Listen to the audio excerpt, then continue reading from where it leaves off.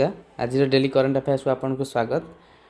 ओडिशार सब exam particularly OPSC civil service आम ये करंट अफेयर्स आणुचु।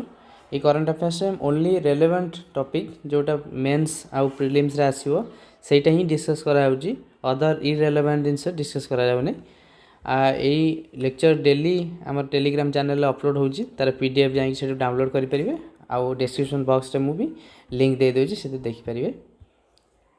ये टेलीग्राम चैनल को जाइए डाउनलोड करेंगे वीडियो। बुक लॉन्च कर ओपीएससी रो ओडिशा स्पेसिफिक जीएस 1 2 3 रे जहाँ कंटेंट अच्छी सिलेबस रू देखिए। Culture, temple architecture, history, geography, polity, social justice, environment, economics तो एथिरे सबू कवर होइछि डिटेलली। माइंड मैप भी आ भितर दिखाई देखिए आपण। हाईलाइट भी कर देइछु इंपोर्टेंट पॉइंट ताको बोल्ड रे हाईलाइट कर देइछु। तार प्राइस तो 650 रोची किंतु रिसेंटली जेतु आमे नुआ लॉन्च करछु तो जीएस 1 रो 450, जीएस 2 रो 370, जीएस 3 रो 450 रखिछु। यदि कंबाइन करी किनछन ताले टे कम पड़ियो 1250 पड़ियो।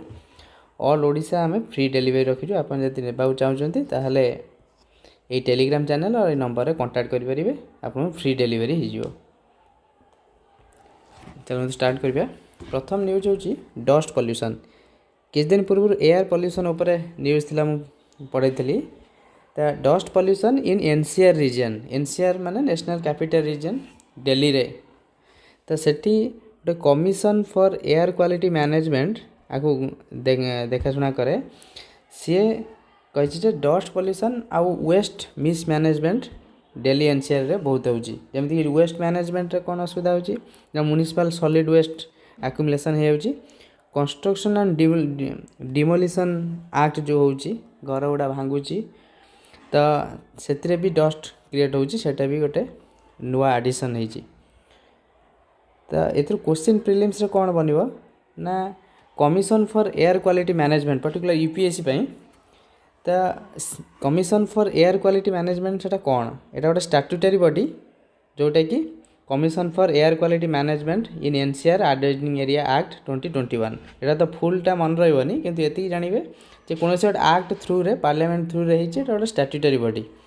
पूर्वरु द एक्ट डिजॉल्व ईपीसीए गोटे एक्ट थिला ताको डिजॉल्व करा है कि नुआ एक्ट करा है ता अंडर रे commission for air quality management हिचे। एति ही प्रीलिम्स रो पर्टिकुलर ये जो कमिशनटा एटा एनसीआर को कवर करछि। जो दिल्ली रो एनसीआर दिल्लीटा हला मा कैपिटल किंतु एनसीआरटा खाली कैपिटल जदी सेति नुहे ताठारु अधिक बहुत बड़ नेशनल कैपिटल रीजन ताठार एडजॉइनिंग एरिया जो दिल्ली, फरीदाबाद, हरियाणा रो सेगुडा भी दिल्ली एनसीआर रे जाए। ता ये जो कमिशनटा सेटा सेंटर आउ state pollution control board NCR region जहाँ भी डायरेक्शन रहिबो ताकू भी सुपरसीड करिवार ताकू अथॉरिटी दिया है। आउ स्टेट गवर्नमेंट को से बाइंडिंग डायरेक्शन भी दे परिबो। That is very very important prelims perspective पई बाइंडिंग डायरेक्शन दे परिबो। पिनाल पावर जेमति कि फाइन लगे परिबो 1 करोड़, इम्प्रिजमेंट में भी करि परिबो नॉन कंप्लायंस में 5 ईयर। पर्टिकुलर ये फाइन टा इंपोर्टेंट एटा 1 लाख देछि एटा 1 करोड़ देछि 100 करोड़ भी करि पारे और 10 करोड़ और 5 लाख भी दे पारे। एटा देखिए। आउ गोटे मोस्ट इंपोर्टेंट पॉइंट होची तो एयर क्वालिटी इंडेक्स। वा एयर क्वालिटी इंडेक्स कौन ना गोटे न्यूमेरिकल इंडिकेटर दिया जाए पर्टिकुलर को जगार एयर क्वालिटी केते भल और खराब। एटा 2014 रे लॉन्च हेतिला। जेमिन obviously ministry of environment and climate change को लॉन्च करथिला 2014 मसिया रे। यदि अधिक एक्यूआई नंबर हला धर जो गोटे अछि दिल्ली आउ गोटे अच्छी कानपुर। तो दिल्ली रो एक्यूआई अधिक तार जो 400 रहा आर 200 ता माने कौन तो दिल्ली रो 400 अधिक माने तार एयर क्वालिटी इंडेक्स अधिक आउ एयर क्वालिटी कम वर्स एयर क्वालिटी जना पड़ियो दिल्ली रो जे तार एक्यूआई हायर अछि। तो ये जो एक्यूआई 2014 रे लॉन्च हला सेटा स्वच्छ भारत कैंपेन जतले सही समय लॉन्च होता तार गोटे पार्ट करिकी एटा लॉन्च करागला। से प्रीलिम्स रे क्वेश्चन आस पारे। ये जो इंडेक्स वैल्यू एत गुड़े देछि ये जो कलर गुड़ा खाली गोटे मन रखु रेडटा कौ समय हुए 150 ରୁ 200 AQI जदि है एटा रेड तार कलर होइकी आसे एटा मन रखंतु। ये जो एयर क्वालिटी इंडेक्सटा आइला सेटा प्रत्येक दिनर national ambient air quality standard ताकू तार एवरेज नहीं कि एयर क्वालिटी इंडेक्स बाहर करा जाए। तो प्रीवियस ईयर क्वेश्चन आसी जे एक्यूआई रे को पॉल्यूटेंट को को पॉल्यूटेंट को कंसीडर करा होची PM10 PM2.5 NO2 SO2 CO ओजन अमोनिया लेड यही मन रखु ये ही क्वेश्चन आसो आ भितर।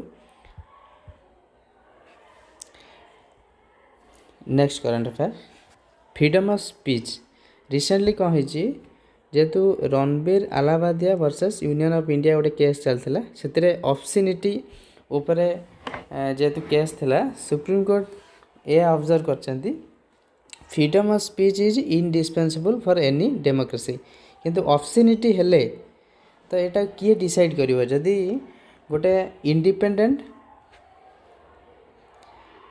सुप्रीम कोर्ट ऑब्जर्व कर सेल्फ स्टाइल्ड बॉडी इनसफिशिएंट जो माने self styled body particular independent है नथिबे निजको निजे से माने अथॉरिटी देखुथिबे से माने भलसे ऑनलाइन कंटेंट को क्लैरिटी सहित कहि परिबेनी कोटा ऑब्स्सिनिटी आ कोटा फ्रीडम ऑफ स्पीच अंडर रे जाउची।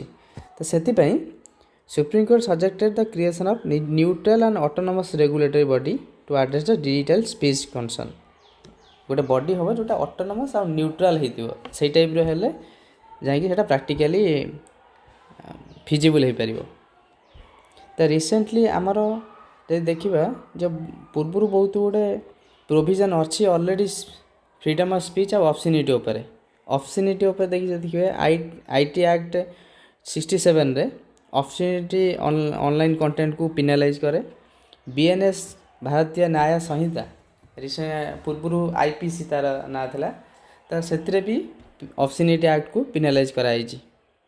ऑनलाइन स्पीच जदि ऑनलाइन स्पीच रे आईटी एक्ट थ्रू रे हिची एटा सेक्शन गुड़ा बेसी मन रखिया इंपोर्टेंट नुहे खाली गोटे मन रखु आईटी एक्ट सेक्शन 67 ऑब्स्सिनिटी को पिनालाइज करुच्ची। आ गोटे आमर प्रोविजन रखाई डिजिटल मीडिया रेगुलेशन 2021 रे रूल अणाइला जो थे कि डिजिटल कंटेंट डिजिटल इंटरमीडिएटरी पाई एथिक्स कराइला जे ए जिनस से माने डू रे करेंगे ए जिनस don'ts do and don'ts ethics तापाई कराइला से समय आ जमती कि आम जानते कॉन्स्टिट्यूशन रे आमर आर्टिकल 19(2) रे जो रिजनेबल रेस्ट्रिक्शन लगी आम freedom of speech and expression रे को ग्राउंड रे sovereignty and security of state public order defamation कही देती पर दिन क्लास रे।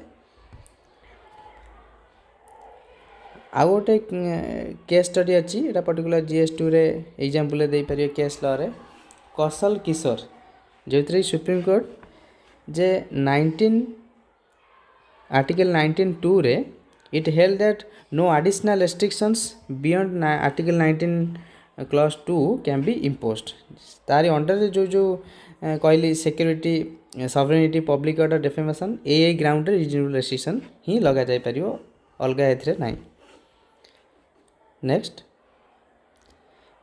विकसित भारत शिक्षा अधिनियम अधिष्ठान बिल GS2 रो पार्ट रिसेंटली आमर जो पूर्व थिला UGC act AICTE act NCTE act को मर्ज करिकी ताको गोटे सिंगल बॉडी गोटे अम्ब्रेला बॉडी कराहब तारी अंडर ए काउंसिल गुड़ा रहिबो तार ना भी चेंज हो बट कहीं आम नेशनल एजुकेशन पॉलिसी रे 2020 पॉलिसी अनुजाई क्वालिटी और मल्टी डिसिप्लिनरी ग्रोथ पई यही इनिशिएटिव निया जायछि जो थे कौन ना प्रथम है विकसित भारत शिक्षा विद्यमान परिषद तार चेयरपर्सन जी हे प्रेसिडेंट अपॉइंट करेंगे कंपोजिशन केमिति कर 14 जन रही पारती जो ये जो 3टा काउंसिल हेड रे plus higher education secretary professor 2 जन और एक्सपर्ट 2 जन मन रखी था चेयरपर्सन को किए अपॉइंट करे that is very very important. Function कौन रहिबो ये जो विकसित भारत शिक्षा विद्यमान परिषद ଯେମିତି କି ensure full accreditation of institutions, enable graded autonomy, prevent commercialisation of education. ଆଉ ଗୋଟେ ଷ୍ଟାଣ୍ଡାର୍ଡ଼ କରାହେଇଛି, କାଉନସିଲ୍ କରାହେଇଛି ବିକଶିତ ଭାରତ ଶିକ୍ଷା ମାନକ ପରିଷଦ। ମାନକ ତାର ଦେଖୁଛି ମାନେ ମାନକ ମାନେ କ'ଣ quality, focuses on academic quality and benchmark ତାରି ଉପରେ କରାହେଉଛି। ଆଉ ଫରେନ୍ ୟୁନିଭର୍ସିଟି ଯେଉଁ ରହିଛି ସେ ସବୁ ସିଲେକ୍ଟ କରିବ, select foreign institutions universities permitted to operate in India. ଆକୁ କେଉଁ କାଉନସିଲ୍ ଦେଖିବ? ବିକଶିତ ଭାରତ ଶିକ୍ଷା ମାନକ ପରିଷଦ। ଆଉ ଗୋଟେ ଯେଉଁ ଆକ୍ରେଡିଟେସନ୍ କାଉନସିଲ୍ ପୂର୍ବରୁ ଥିଲା ସେଇଟା ବିକଶିତ ଭାରତ ଶିକ୍ଷା ଗୁଣରତ୍ତା ପରିଷଦ ହେଇଯାଇଛି। ଗୁଣରତ୍ତା ମାନେ କ୍ୱାଲିଟି ଆସୁରାନ୍ସ ଦେବ ଏ ପରିଷଦ, ତାରି ଉପରେ କାମ କରିବ, ଆସେସମେଣ୍ଟ ଉପରେ ସେ ବେଶୀ ଧ୍ୟାନ ଦେବ। ଆଉ ଗୋଟେ ସବୁଠାରୁ ଇମ୍ପୋର୍ଟାଣ୍ଟ ଯେଉଁଟା ପ୍ରିଲିମ୍ସରେ ଆସିପାରେ ଯେ ପୂର୍ବରୁ ୟୁଜିସି ଆଉ ଅଲଗା କାଉନସିଲ୍କୁ ଫଣ୍ଡିଙ୍ଗର ପାୱାର ଦିଆଯାଇଥିଲା, ଗ୍ରାଣ୍ଟିଂର ପାୱାର ଦିଆଯାଇଥିଲା, ଗ୍ରାଣ୍ଟସ୍ ଦେଇପାରୁଥିଲେ ୟୁନିଭର୍ସିଟିକୁ। କିନ୍ତୁ ରିସେଣ୍ଟଲି ଯେଉଁ ବିଲ୍ ଆସିଛି ସେଥିରେ ଏଇ ଯେଉଁ ପାୱାରଟା ତାଙ୍କଠାରୁ ହଟା ହେଇଯାଇଛି। The bill explicitly removes grant disposal authority from all councils. That is very very important. କାହିଁକିନା NEP 2020ରେ ଏଇ ପ୍ରିନ୍ସିପଲ୍କୁ ରଖାଯାଇଛି ଯେ ରେଗୁଲେସନ୍ ଆଉ ଫଣ୍ଡିଙ୍ଗକୁ ସେପାରେଟ୍ କଲେ ବେଟର୍ ଆଡ଼ମିନିଷ୍ଟ୍ରେସନ୍ ହୋଇପାରିବ।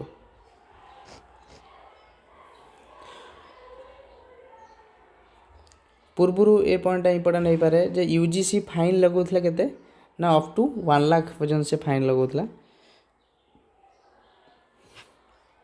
ଆଉ ଗୋଟେ ଏଇ ଯେଉଁ ବିଲ୍ରେ ରଖାହେଇଛି ଯେଉଁଟାକି NEP 2020ରେ ଥିଲା ଏ ଇଣ୍ଟିଗ୍ରେସନ୍ ଅଫ୍ ଭାରତୀୟ ନଲେଜ୍ ସିଷ୍ଟମ୍, ଯେଉଁ ଆମର ଇଣ୍ଡିଆନ୍ ଲାଙ୍ଗୁଏଜେସ୍ ରହିଲା, ଆର୍ଟ ଆଣ୍ଡ କଲଚର୍ ରହିଲା, ତାକୁ ଏଜୁକେସନ୍ ସହିତ ଇଣ୍ଟିଗ୍ରେଟ୍ କରାହେବ, ଆର ଲକ୍ଷ୍ୟ ଅଛି। ଏତିକି ଥିଲା। ନେକ୍ସଟ ଓଡ଼ିଶା ଫାର୍ମା ସମିଟ୍ ହେଇଛି। ଓଡ଼ିଶାରେ ଭୁବନେଶ୍ୱରରେ ଡିସେମ୍ବର 16ରୁ ଷ୍ଟାର୍ଟ ହେବ ଓଡ଼ିଶା ଫାର୍ମା ସମିଟ୍। ଏଇଥିରେ ମେନଲି ଗୋଟେ ଜିନିଷ କ'ଣ କରାହେଇଛି ନା ଯେଉଁ ପ୍ରାଇଭେଟ୍ ସେକ୍ଟର ରହିଲେ, କମ୍ପାନୀ ରହିଲେ, ଷ୍ଟାର୍ଟଅପ୍ ରହିଲେ, ତାକୁ ସବୁ ଇଣ୍ଟିଗ୍ରେଟ୍ କରିକି ରିସେଣ୍ଟଲି ଗୋଟେ ପଲିସି ଫ୍ରେମୱାର୍କ କରିଛନ୍ତି Odisha government, Odisha pharmaceutical and medical devices policy 2025। ଏଇ ଗୋଟେ ପଲିସି କରାହେଇଛି ଏଇ ସମିଟ୍ରେ। ତ ଯାହାର ଏମ୍ କ'ଣ ରହିଛି ନା ଅବଭିୟସଲି ଇନଭେଷ୍ଟମେଣ୍ଟକୁ ଆଟ୍ରାକ୍ଟ କରିକି ଇଜ୍ ଅଫ୍ ଡୁଇଂ ବିଜନେସକୁ ପ୍ରମୋଟ୍ କରିବା ଆଉ ଏମ୍ପ୍ଲୟମେଣ୍ଟ ଅପରଚ୍ୟୁନିଟି କ୍ରିଏଟ୍ କରିବା। ତ ଯେଉଁ ସବୁ ପ୍ରାଇଭେଟ୍ ପ୍ଲେୟର୍ସକୁ ଡକା ହେଇଛି ତାଙ୍କ ସହିତ ମେମୋରାଣ୍ଡମ୍ ଅଫ୍ ଅଣ୍ଡରଷ୍ଟାଣ୍ଡିଂ ବି କରାହେଉଛି।